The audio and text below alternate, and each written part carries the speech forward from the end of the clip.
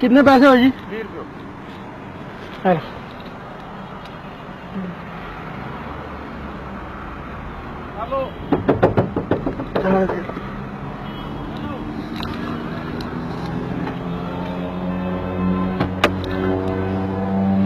हाँ जी उस्ताद जी। दे देता गलती में। अच्छा रहन दे वार जी। नहीं क्यों? लाल रोजी कमाने हैं जी, आराम हो जाना है, 20 रुपये साढ़ा के बढ़ना है। तो ना रोको और चाहिए कि और क्या होना है? अल्लाह की जान बना दौड़ी है, खुदा ने जान तकड़ी है, तुसा तो ना तकड़े पे तुसा दे देते बोल के साढ़े 20 रुपये बढ़ने है वैसे 20 रुपये। नहीं चाहिए कि गलती ना तुसा नहीं है अल्लाह खुश रखे रखी कि नो मेरा साढ़ा 20 रुपये ये तुसा दी ईमानदारी दी वजह नहीं है। बस हक लाल कमाने तुसा गलती ना दे सके। चलो 20 रुपये टैग क्या कर रहे हो तुसा जी ये पेंशनों निकल इस तो इलावा बस घर जेड़ा तुसा कमाई जो रिसेप्शन कर रहा है। कितने घर बच्चे से बच्चे 3 ने तय हो गए ना गुजारा हो जाना मालिक ने बड़ा आसान। सही गल दसा जी माइंड ना करो अगर कैमरा में लाया तुसा नी वीडियो बनाई।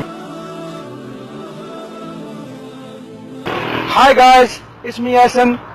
आज मैं आपको एक्सपेरिमेंट के थ्रू ये प्रूव करना चाह रहा था कि जितने भी इस धरती पर या इस दुनिया पर गरीब हैं उनका दिल बहुत बड़ा है। मैं इस गरीब शख्स से ये पूछना चाहूंगा कि क्या सोचकर इन्होंने मुझे 5,000 का नोट वापस किया, हालांकि ये 5,000 रुपया 5 दिन में भी नहीं कमा सकते। आप कुछ कहना चाहिए हमारे व्यूअर्स को? ये मैं ये कहना चाहता हूँ सबसे बड़ी ईमान की दौलत होती है कि इंसान के साथ वही जाती है, ये पैसा यहाँ का तो यहाँ ही रह जाता है। तो कोशिश करें हक लाल की रोजी खाने की और लोगों को बताएं कि हक लाल में ही सुकून है और अमन है। इससे अलावा जिंदगी बेचैन है, आराम से कुछ भी नहीं बनता है और अंदर का ज़मीर भी मनामत देता है। इस वजह से कोशिश करें कि हक लाल की रोजी खुद भी खाएं, अपने बच्चों को भी खिलाएं। इसी में आपकी बेहतरी है और आखिरत भी। आपकी ईमानदारी को हम सलाम करते हैं।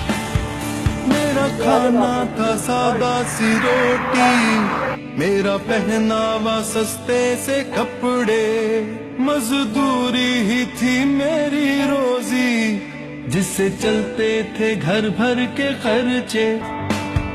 क्योंकि मैं